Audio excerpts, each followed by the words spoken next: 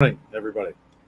I'm telling you what, I am loving the weather in Danville. I don't know where you are this morning, but in Danville, finally, after what felt like an interminable stretch of hot, humid days or a lot of rain or something, finally, beautiful, beautiful morning, and absolutely just loving what God does with fall.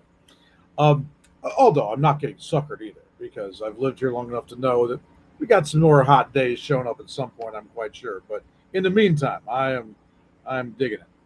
I wanted to just take a few minutes and talk to you about something that the Lord put on my heart recently, and again this morning in prayer. Speaking of prayer, um, this morning we have instituted two new prayer times at church: a Tuesday noontime prayer and a Thursday morning early prayer, 6:30. And that was my responsibility today. And the crazy thing is, I was up well before that, actually spending time praying. But with it being new, I completely forgot about it, and I couldn't believe it when I got reminded.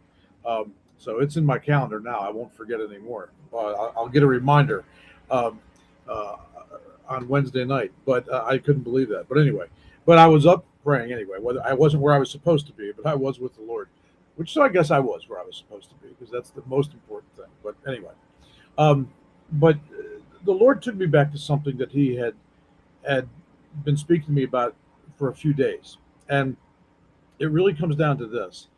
Um, there is, I think, so much swirling in so many of our lives right now that things are getting stacked up and stacked up and stacked up and stacked up. And it's placing immense pressure on us that we're not even aware of.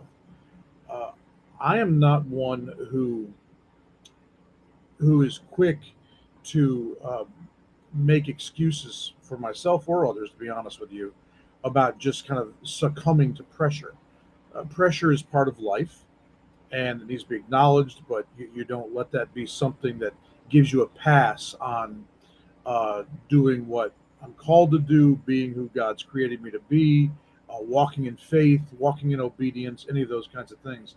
Those kinds of things are all still very much a part of what I'm called to do and who I'm called to be. Um, okay, I just got a note here that the transmission on this is really bad.